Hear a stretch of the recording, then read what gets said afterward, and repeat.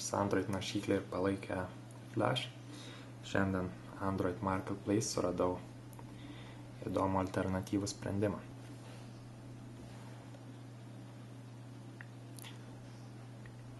Taigi kitose platformose galbūt neblogai žinoma Skyfire web browser, kurį dabar išbandykime.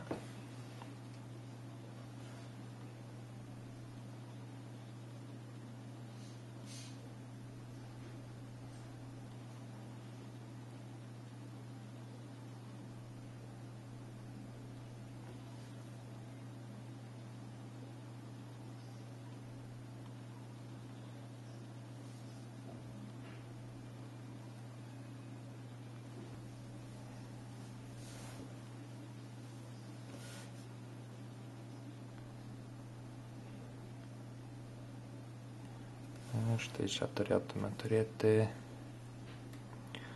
Flash video. Taip.